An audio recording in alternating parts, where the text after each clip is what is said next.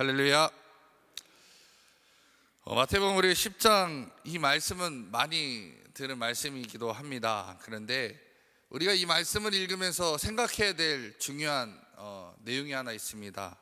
과연 나의 삶의 목숨은, 내 삶의 이유는 누구 손에 달려 있을까?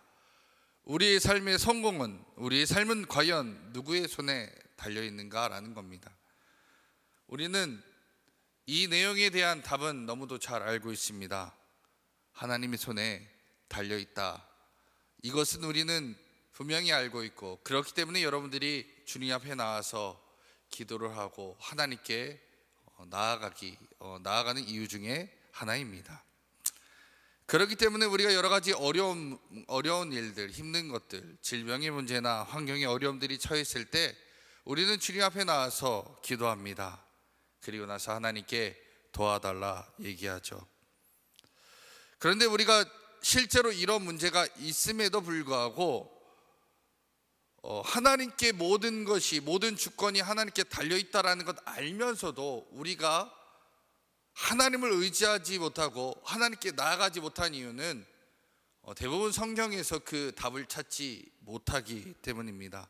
오늘 그 말씀을 함께 나누면서 하나님께서 왜 모든 것을 주관하고 또 모든 것을 함께 하기 때문에, 그리고 모든 것 주님께서 인도하시기 때문에 우리가 하나님을 두려워해야 된다, 그리고 하나님을 의지해야 된다라는 오늘 이 말씀 가운데서 여러분들 하나님을 더욱더 깊이 의지하고 또 하나님께 나아가는 믿음의 종, 하나님의 종들 다 되시기를 주님의 이름으로 간절히 축원합니다.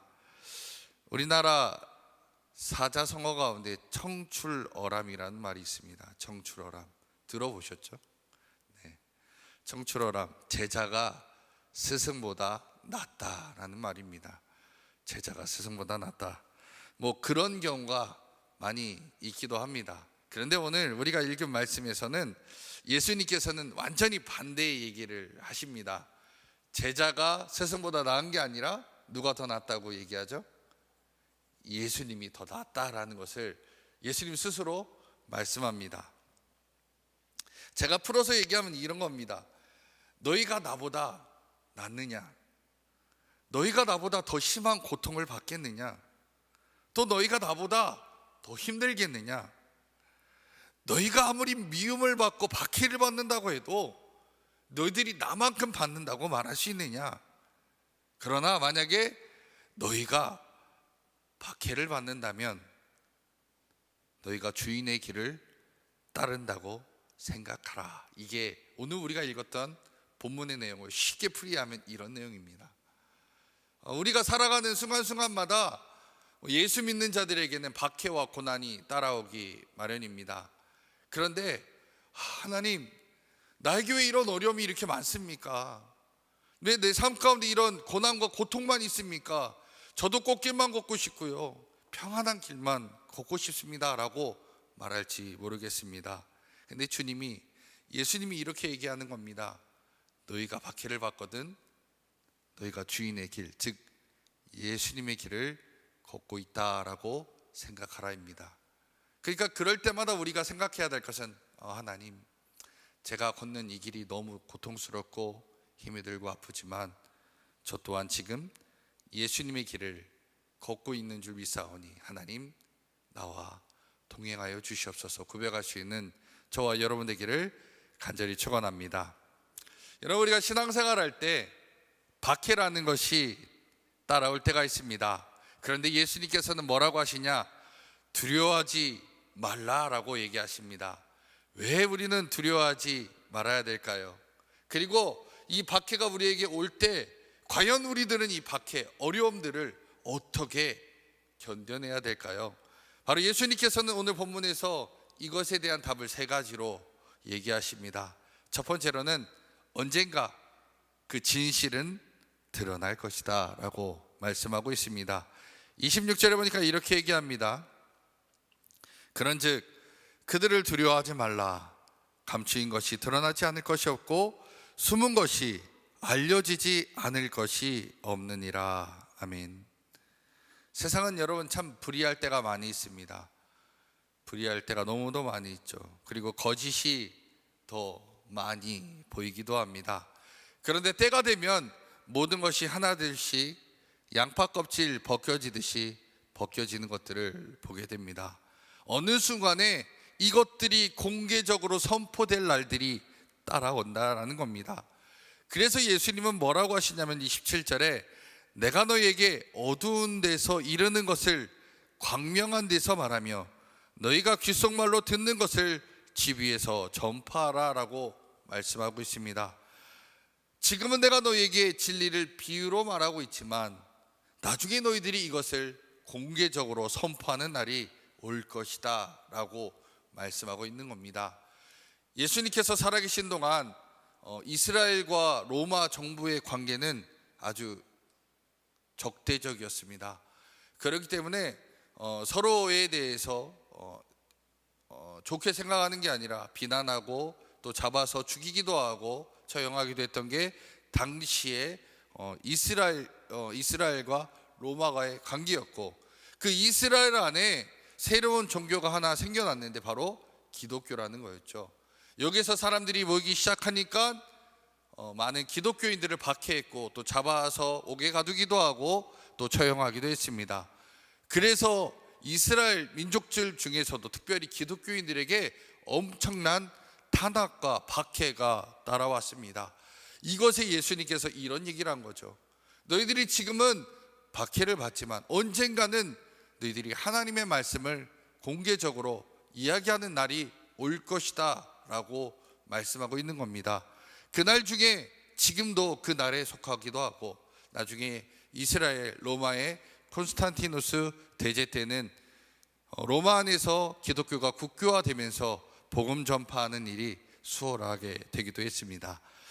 두 번째로 예수님께서 박해를 너희들이 이겨내야 될 또 하나의 이유는 누구도 너희 몸에 손을 댈 수 없다라고 말씀하고 있습니다. 28절에 보니까 몸은 죽여도 영혼은 능히 죽이지 못하는 자들을 두려워하지 말고 오직 몸과 영혼을 능히 지옥에 멸하실 수 있는 일을 두려워하라 라고 말씀하고 있습니다. 나중에 지금 이 상황을 예수님께서 복음 증거할 때에는 큰 어려움이 없었지만 추후에 보면 제자들이 순교하는 날이 찾아옵니다. 야고보도 죽게 되고요, 베드로도 순교하게 됩니다. 스데반 집사도 돌에 맞아서 죽는 일이 발생한다라는 겁니다. 근데 예수님께서는 이 말씀 가운데 뭐라고 하시냐면 그들이 죽이는 것은 몸이지 너희들의 영혼은 아니지 않느냐라는 겁니다. 그러니까 너희들의 몸과 영혼을 모두 멸할 수 있는 분을 두려워하라라고 주님께서 말씀하고 있는 장면이 오늘 요 내용입니다. 박해나 순교는 일시적입니다. 순간에 일어났다가 순간에 사라지는 하나의 일들이다라는 겁니다. 그런데 지옥의 영원한 형벌에 비하면 이것은 아무것도 아니다라고 주님께서 말씀하고 있습니다. 고린도후서 15장에 보면 이런 말씀이 있습니다.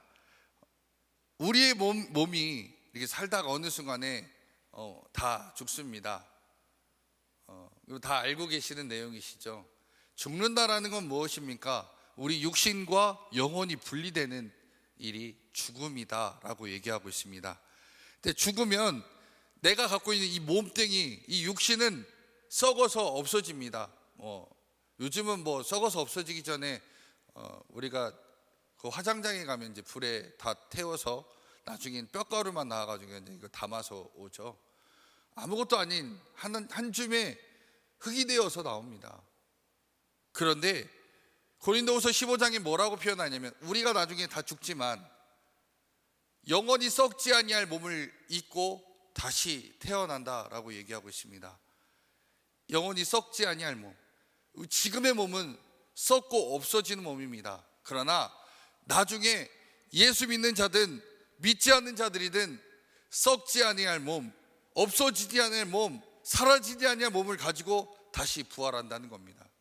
그러면 이제 이 얘기를 하면 깜짝 놀라시는 분이 있습니다. 예수 안 믿는 사람도 부활을 해요? 네, 성경은 얘기하고 있습니다. 부활을 하죠. 둘 다 살아납니다. 그러니까 살아난다라는 표현보다 육신의 몸을 가지고 다시 부활을 합니다. 부활을 하고 예수님의 심판대 앞에 서게 되는 겁니다. 심판대 앞에 설 때 어떤 자들은 천국으로 가지만 어떤 자는 어디로 가죠?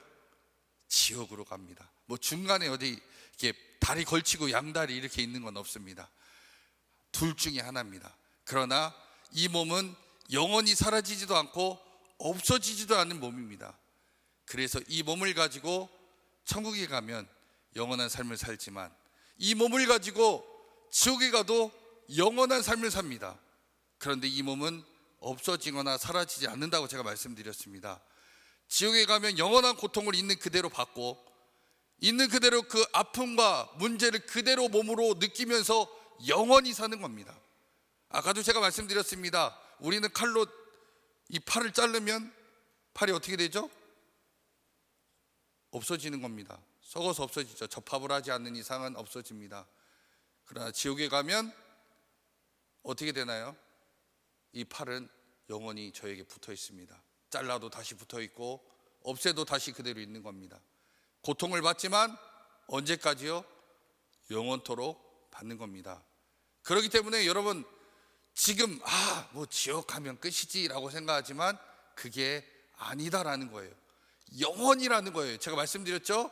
그 고통은 한순간에 왔다 한순간에 사라지는 게 아니라 영원히 오는 겁니다. 내 사랑하는 내 가족, 내 친척, 내 친구들이 그 지옥에 가서 영원토록 고통받는 그것을 그래 너는 그냥 죽어도 싸라고 생각한다면 그냥 두셔도 상관없지만 그 고통을 그 순간에만 받고 끝나는 게 아니고 사라져버리는 게 아니라 그것을 언제까지 받느냐? 영원히 받는다라는 거예요.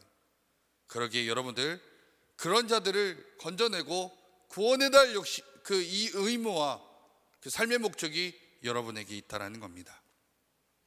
그래서 우리는요 나의 몸과 내 육신을 영원히 죽일 수 있는 그분 앞에서 두려워해야 되지 지금 내 몸뚱이를 죽일 수 있는 내 육신을 죽일 수 있는 그 사람들을 두려워하지 말라라고 예수님께서는 말씀하고 있다라는 겁니다. 세 번째로 박해를 견뎌야 되는 이유 중에 하나는 하나님께서 자신의 자녀를 친히 책임져 주신다라고 말씀하고 있습니다. 29절에 보니까 참새의 가격이 나왔습니다. 2마리에 한 아사리온입니다. 2마리에 한 아사리온. 자, 이게 비용을 따지면 당시 이제 이 참새를 팔 때는 2마리를 한 쌍씩 묶어서 이렇게 팔았습니다. 한 쌍으로. 그런데 지금 비용으로 따지면 얼마냐? 계산을 해보니까 한 마리에 217원입니다. 참새 한 마리 217원. 그러니까 얼마나 싸냐 이거예요. 엄청나게 싸다 이거죠. 이 싼 참새도 하나님의 허락 없으면 땅에 떨어지지 않는다라는 얘기예요. 그런데 하물며 너의 삶을 하나님께서 그냥 두시겠느냐라는 거예요. 이건 뭐예요? 하나님께서는 역사의 주관자시고 하나님께서 모든 삶의 하나하나 모든 부분을 통치하시는 분이다라는 겁니다. 그분은 또 어떤 분이시냐? 우리의 육체에 붙어있는 이 머리카락. 여러분 머리 오늘 아침에 감고 오셨죠? 안 감고 오신 분도 있는 것 같아요. 근데 머리 감을 때 우리 어떻게 해요? 머리 막 감으면 그 세면대에 머리카락이 얼마나 많이 빠져. 저도 막 엄청나게 빠집니다. 큰일 났습니다. 볼 때마다 늘 근심과 걱정으로 살지만 엄청 빠져요. 그런데 하나님은 어떤 분이냐? 이 머리카락을 세신 받는 분이다. 나도 못 세는 그 머리카락을 다 세고 계신 분이 우리의 하나님이다라고 얘기하고 있습니다. 그만큼 나에 대해서 철저히 아시는 분, 완벽하게 아시는 분이 하나님이다라는 겁니다. 여러분 야고보는요 나중에 헤롯 대왕에게 잡혀서 순교당합니다.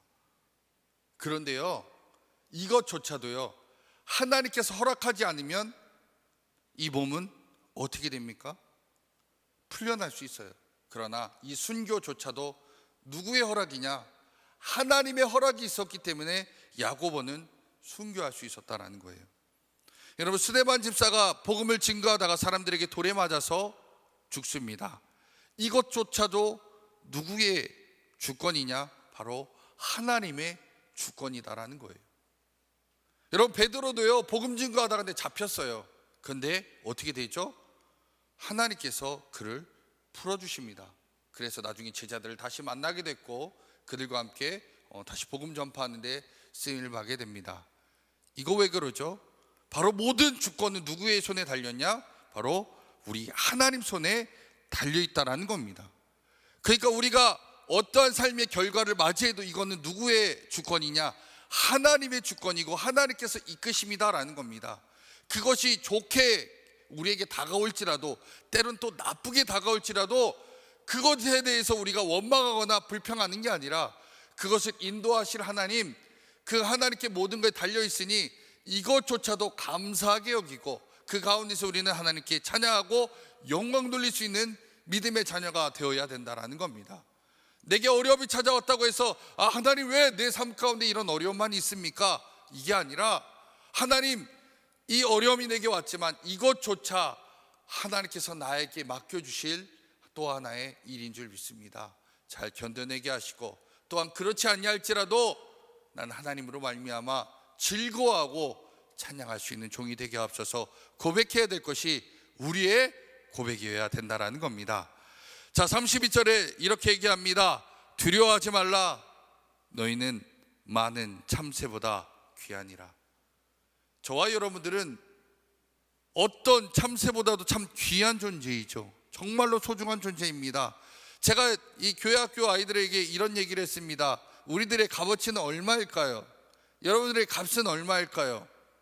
이것에 대해서 값으로 얘기하기는 참 어렵습니다. 그런데 우리가 분명히 알아야 될 것은 있습니다. 날 위해서 대신 죽으신 분이 있어요. 누구예요? 바로 예수 그리스도입니다. 그러니 여러분들의 몸값은 누구와 같냐? 예수 그리스도의 몸값과 같다라는 겁니다. 그러기에 여러분들의 몸은 귀하고 값진 존재입니다. 그러니 여러분, 그 몸을 위해서 우리 주님께서, 우리 하나님께서 그 아들 예수 그리스도를 보내신 이유는 여러분을 그만큼 사랑하고 값지기 때문에 그렇게 하셨다라는 거예요. 그런데 우리가 이 땅 살아가면서 우리가 두려워해야 될 존재는 하나님께서 분명히 얘기하십니다. 너희들이 두려워해야 될 존재는 이 땅에 돈 많은 자가 아니라, 권력자가 아니라, 능력자가 아니라 하나님을 두려워해라. 최후의 운명은 그분에게 달려있다라고 말씀하고 있습니다. 그러면서 예수님께서 나중에 심판대 앞에서 심판하실 조건을 하나 얘기하시죠. 32절 33절에 이렇게 얘기합니다. 누구든지 사람 앞에서 나를 시인하면 나도 하늘에 계신 내 아버지 앞에서 그를 시인할 것이요, 누구든지 사람 앞에서 나를 부인하면 하늘에 계신 내 아버지 앞에서 그를 부인하리라. 예수님이 최후의 심판자로 나중에 오신다라고 성경은 얘기하고 있습니다. 그 날이 언제가 될지 모릅니다. 그때가 언제일지는 예수님 스스로도 나는 모른다라고 얘기하셨습니다. 그 날을 아는 분은 오직 한 분인데 하나님밖에 없다라고 예수님께서는 말씀하셨습니다. 그런데 요한복음 5장 22절에 보니까 그 심판을 다 아들에게 맡기셨다라고 말씀하고 있습니다. 즉 심판의 권한은 누구에게 있냐? 예수님께 있다라는 거죠. 고린도후서 5장 10절에 보니까 이는 우리가 다 반드시 그리스도의 심판대 앞에 나타나게 되어 각각 선악간에 그 몸으로 행한 것을 따라 받으려 함이라 라고 말씀하고 있습니다. 그러니까 언젠가 저와 여러분들은 다 심판대 앞에 설 거다라는 거죠. 우리 육신이 행한 대로 우리 예수님께서 심판한다는 얘기입니다. 누구든지 다 심판대 앞에 서는 거지 너는 예외, 너는 예외는 없다라는 거예요. 그러기에 우리는 심판대 앞에 설 우리이지만, 그러나 내가 그동안 지은 죄, 내가 주께 주님 말씀대로 살지 못한 죄가 있다면 우리 예수님께서 나의 모든 죄와 죄값을 가지고 십자가에서 죽으셨다는 것을 믿고 고백하는 자, 그리고 그 나의 모든 죄를 가지고 십자가에서 죽으신 이가 나의 주님입니다, 그리고 내가 그 주님의 말씀대로 살았습니다 라고 고백하는 자에게 주님께서는 그 자를 의인으로 여기셔서 건져주신다라는 얘기입니다. 그것이 바로 복음이고, 복음을 입술로 선포하는 자에게 주님께서는 구원을 주신다라는 얘기입니다. 그러나 예수 그리스도가 나를 위해서 십자가에서 죽으셨습니다, 대속해 주셨습니다 고백하지 않는다면 구원은 누구에게도 없다라는 거죠. 아까 제가 말씀드렸습니다.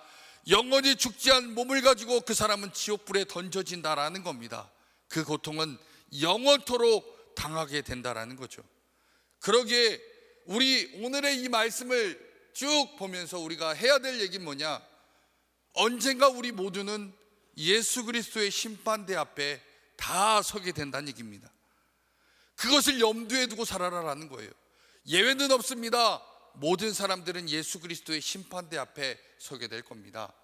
그리고 그 심판대 앞에서 주님께서는 최후의 결산을 하게 될 것이고, 그때 우리의 운명은 결정되는 겁니다. 지금 내가 살아가면서 어디에 합격되거나 떨어졌거나 아니면 성공했거나 실패했거나가 내 인생의 결과가 아니라 그 예수님 앞에서의 우리의 운명은 결정된다라는 겁니다. 여러분, 선 쭉 그시면 그 선 중에 점 하나가 우리의 인생이라면 그 선의 쭉 연장선이 우리의 나머지의 삶이다라는 겁니다. 그 점 중에서 잠깐의 그 너무도 눈에 보이지 않는 그 점이 어쩌면 성공했다, 실패했다고 해서 여러분 인생이 잘못됐다, 인생이 문제가 있다라고 얘기할 게 아니라 그 뒤에 영원한 것들을 우리는 생각해야 된다는 겁니다. 그렇기 때문에 지금 내가 살고 있는 이 순간에 어떠한 문제 때문에 두려워하고 염려해서는 안 된다는 거죠. 여러분, 돈이 없다고 해서, 어떤 질병에 걸렸다고 해서 명예나 직장이나 권력 때문에 여러분이 거기 앞에서 몸을 굽신거린다면 그것이 여러분들의 우상이 돼버리는 겁니다. 그래서 예수님 말씀하십니다. 너희들은 참새보다 귀한 존재이다. 217억 나는 참새보다 더 귀한 존재, 하나님이 너희를 위해서 예수 그리스도를 친히 이 땅에 보내주셔서 대속받게 하신 존재, 바로 그게 누구냐? 저와 여러분이다라는 겁니다. 그 여러분들을 건져내기 위해서 그 아들 예수 그리스도를 희생시켜 주시고, 그 예수를 믿는 자들에게는 구원이라는 것을 하나님께서 허락하셨습니다. 시편 56편 11절에 보면 다윗이 쓴 시가 나옵니다. 내가 하나님을 의지하여 쓴즉 두려워하지 아니하리니 사람이 내게 어찌하리이까. 이 말씀에 보면 이 다윗이 사울 왕에게 쫓겨서 블레셋의 가드라는 땅으로 도망갑니다. 이 가드라는 땅은 어떤 땅이냐? 자신이 예전에 죽였던 골리앗의 고향이기도 합니다. 자, 그러면 자신이 가드 땅으로 도망갔다는 얘기는 뭐예요? 사울 왕에게 죽어도, 또 가드 사람들에게 잡혀서 죽어도 아무 말 할 수 없는 곳으로 그는 도망간 겁니다. 자, 그런데 사울은 거기에서 뭐라고 하냐면 내가 하나님을 의지하였은즉 두려워하지 아니하리니 사람이 내게 어찌하리요라고 얘기합니다. 나는 하나님을 의지하기 때문에 내가 두려울 것이 없습니다. 사람은 두려워할 존재가 아닙니다라고 그는 고백을 하고 있습니다. 내가 살아가는 순간순간 돈 때문에, 명예 때문에, 질병 때문에 하나님 나도 걱정했고 염려했고 고민했지만 하나님, 저는 이제는 그것들 걱정하지 않겠습니다. 다윗도 그랬습니다. 사람 따위가 내가 두려워할 것이 아닙니다라고 그는 얘기했습니다. 실제로 우리는 하나님이 나의 주인 되시기 때문에 우리는 염려하고 고민할 게 아닙니다. 우리의 삶을 이끌어 가신 분은 하나님이시고 그 하나님이 나의 인생의 주관자이시기 때문에 나에게 당할 그 문제 가운데서 염려할 것도 없고 고민할 것도 없다라는 겁니다. 그러기에 하나님만이 내 영혼과 내 육체를 저 불에도 던지실 수 있는 분이고 또 천국에도 들여보내주실 수 있는 분이기에 나는 주님만 의지하고 따라가겠습니다. 나는 주님만 바라보겠습니다 하면 그때 주님께서 우리의 고백을 보시고 우리를 건져주시고 주님의 의의 길로 인도하실 것이라는 겁니다. 여러분, 오늘의 여러분들 인생 가운데 어떤 어려움이 찾아오셨습니까? 어떤 고난이 있으십니까? 그것 때문에 아이고 죽겠네, 아이고 힘들어, 아이고 못 견디겠네, 라고 말하실 수 있지만, 그러나 그것보다도 여러분들이 더 중요시해야 될 것은 나의 영혼을 불에도 던지시고 또 천국에도 인도하실 그 하나님의 주권을 기억하시면서 오늘 내가 이 어려움에 있지만 주님과 함께 동행하며 걸어가겠습니다 고백할 수 있는 저와 여러분 되기를 주님의 이름으로 간절히 축원합니다. 기도하겠습니다. 전능하신 우리 하나님, 오늘 주님께서 우리를 하나님의 성전에 오게 하셔서 말씀을 듣게 하시고 하나님을 알게 하여 주시니 감사를 드립니다. 아버지, 저희들은 이 땅에 살아가면서 때로는 하나님 없는 것 같은 삶을 살아갈 때가 많이 있었습니다. 그러나 하나님, 오늘 다시 한번 말씀을 보면서 하나님의 주권, 하나님의 심판을 다시 한번 기억하게 됩니다.